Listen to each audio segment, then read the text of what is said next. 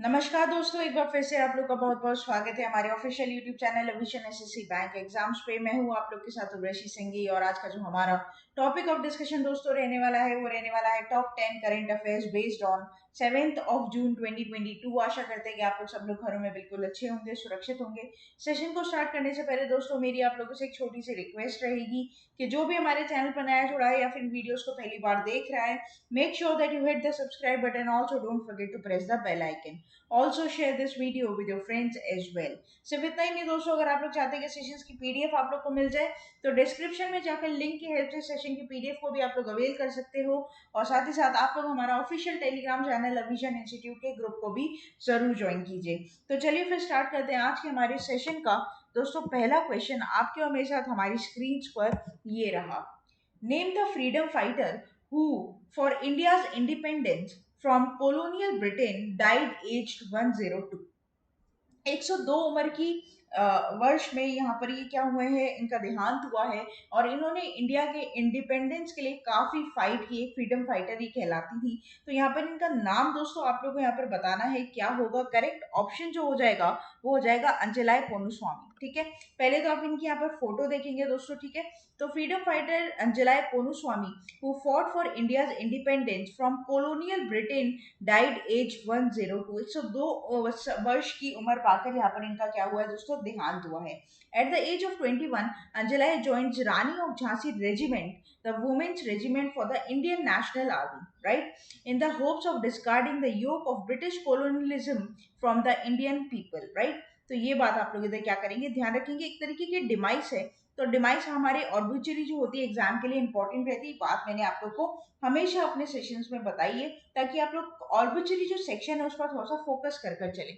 Next चलते हैं, बात करते हैं क्वेश्चन नंबर 2 के ऊपर। World environment day is observed globally on dash every year. आपको बताना है जो एनवायरमेंट डे है दोस्तों वो ग्लोबली हर साल हमारे देश में या फिर पूरे विश्व में कौन सी तारीख को मनाया जाता है। ऑप्शन आप लोगों के पास है और करेक्ट हो जाएगा 5 जून, राइट। तो world environment day is observe globally on 5 June every year, every year.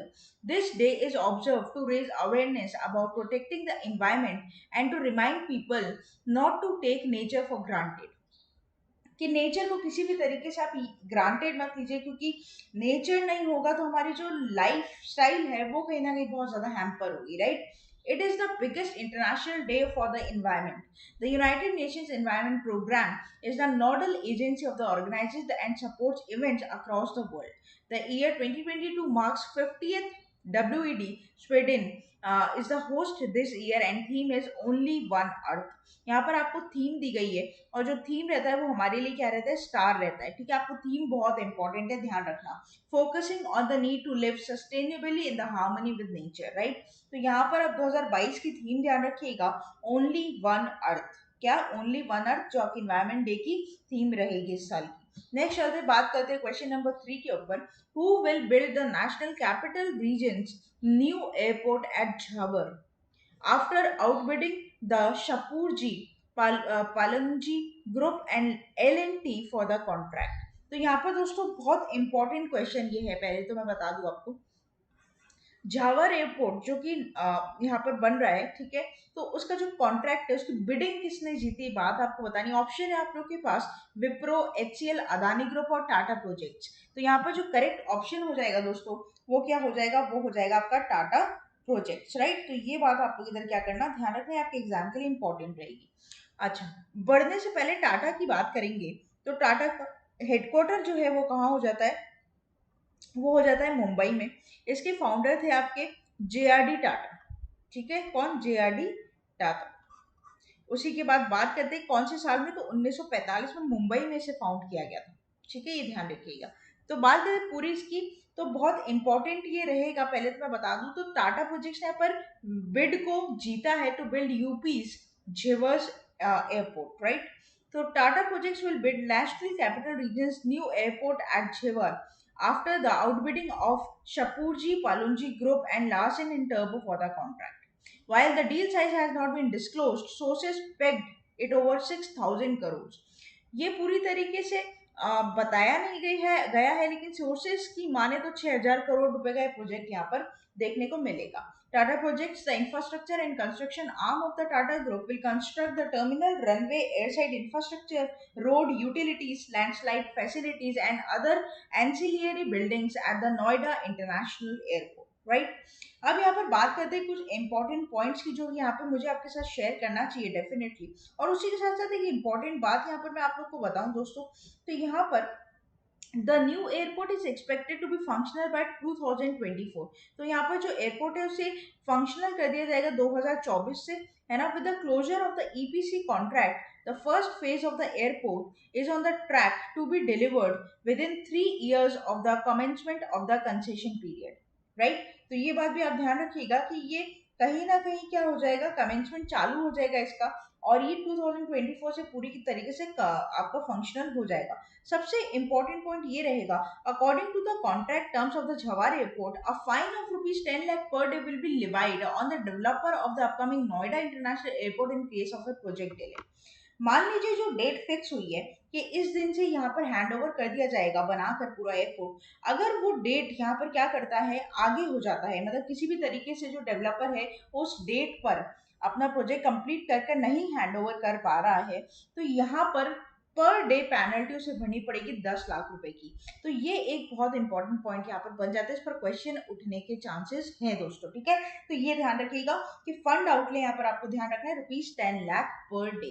Next बात करते हैं क्वेश्चन नंबर 4 के ऊपर। The UN Russian language day is observed annually on. तो यहाँ पर यूएन रशियन लैंग्वेज डे जो है दोस्तों, उसे एनुअली कब ऑब्जर्व किया जाता है? ऑप्शन आप लोग के सामने है और करेक्ट हो जाएगा 6 जून। The UN Russian Language Day is observed annually on 6 June. It is one of the 6 official languages used by the UN throughout the organization. The day was established by the UN Educational, Scientific and Cultural Organization in 2010.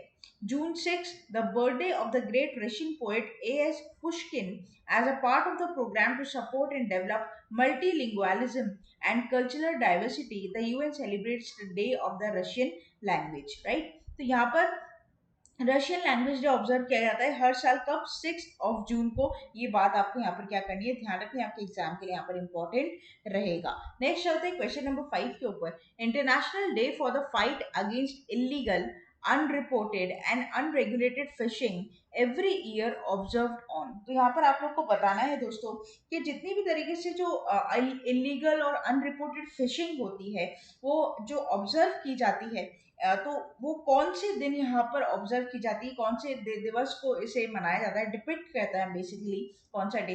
तो option आप लोग के सामने है और correct हो जाएगा 5 जून। Right, तो international day for the fight against illegal, unreported and unregulated fishing is organized every year on 5th June. The day is the opportunity to draw attention to the threats posed by IUU fishing activities to the sustainable use of fisheries resources as well as ongoing efforts to fight these activities, right? तो यहाँ पर ये ध्यान रखिएगा कि इसे यहाँ पर क्या किया गया है, बेसिकली जितनी भी अनरेगुलेटेड और अनरिपोर्टेड फिशिंग होती है ना, उस दिवस को यहाँ पर मनाया गया है। ठीक है, ताकि जितनी भी इलीगल फिशिंग होती है, मतलब जो गलत वे में यहाँ पर फिशेस करें, मतलब फिशिंग करें, जो इकोलॉजिकल बैलेंस को यहाँ पर क्या कर रहे हैं, संतुलन को बिगाड़ रहे हैं, यहाँ पर इस बात को मद्देनजर रखते हुए इस दिवस को मनाया जाता है। ठीक है, तो ये ध्यान रखना आप लोग, ये एग्जाम में इंपॉर्टेंट है। अगर पेपर को थीम नहीं दी गई है तो थीम हमें याद नहीं करनी। ठीक है, नेक्स्ट चलते बात करते हैं क्वेश्चन नंबर 6 की। Among the following who launched my pad my right program in ले।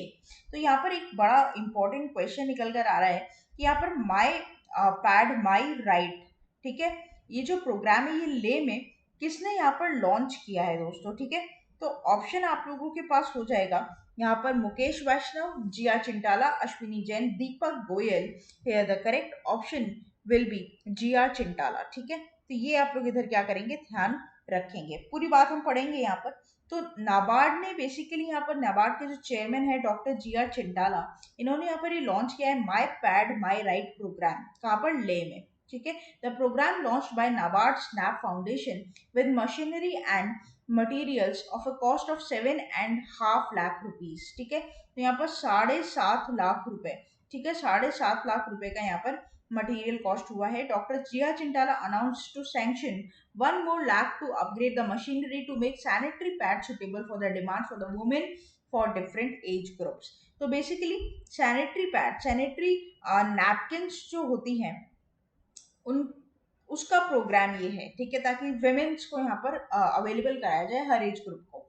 This efforts are on the economic empowerment of rural women through menstrual hygiene. This will help women to participate in the country's economic development. Under this unique project, award-winning sanitary pad making machines will be installed through network to self-help groups, right?